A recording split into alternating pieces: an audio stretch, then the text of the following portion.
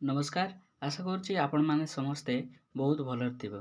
तो आज आपण मान पई गोटे नोटिफिकेशन नेई आसे जाए आपण मानकर जो अपकमिंग टीचर वैकेंसी टा केबे आसीबो एवं को साइट रे आपण माने आवेदन करि पारिबे। तो आज आपण मानकर government of Odisha mass education department तरफ गोटे नोटिस आसीची सेटा आपण माने अपकमिंग टीचर वैकेंसी पई आसीची जदि आपण माने इंटरेस्टेड अछंती ताले वीडियोटा शेष पर्यंत देखंतु एवं नोटिफिकेशनटा मध्ये आपण माने हम टेलीग्राम चैनल रे पाई पारबे। तो चलंतु वीडियोटा स्टार्ट करिया पूर्व जदि चैनल रे नुआ अछंती ताले चैनल रे सब्सक्राइब करंतु एवं नोटिफिकेशनटा ऑन करंतु जहा द्वारा आपण माने सब वीडियो रो नोटिफिकेशन गुडा को जानि पारबे एवं लाइक शेयर कमेंट एवं सब्सक्राइब करिया को जमारे बुलिबे।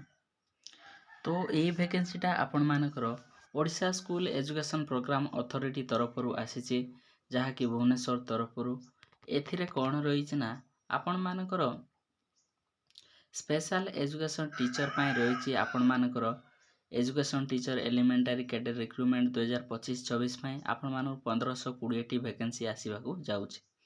ए वैकेंसी रे आपण मानकर डिटेल्स रही आपण मानकर स्पेशल एजुकेशन टीचर 1520 टी वैकेंसी रो डिटेल्स सेटा दिया जायछि। आपण मानकर को क्राइटेरिया अनुसार आपण मानकर एग्जामिनेशन गुडा को हबो प्लस आपण माने एई वैकेंसी गुडा करबा को चाहउछन्ती ताले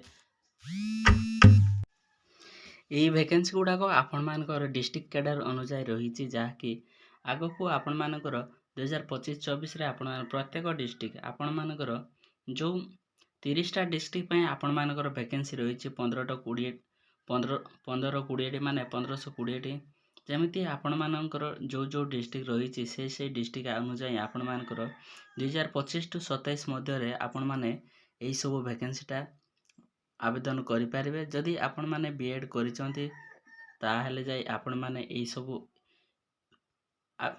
जो पदवी गुडक आसीबो आगो को ताहेले आपण माने आवेदन करि पारिबे।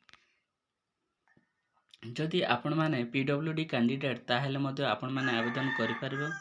स्पेशली एई वैकेंसी टा आपण मानकर OSSC कंडक्ट करिवो जहाँकि सीबीटी मोड रे ऑनलाइन कंप्यूटर बेस्ड टेस्ट अनुसार आपण मानकर एई सब वैकेंसी आवेदन करा जिवो। एईटा आपण मानकर डिस्ट्रिक्ट कैडर अनुसार आपण माने डिस्ट्रिक्ट निज डिस्ट्रिक्ट रे एई सब वैकेंसी बाहरी जिवो जेतेबेले आसीबो सेतेबेले मु आपण मानकु नोटिफिकेशन जणाई देबे।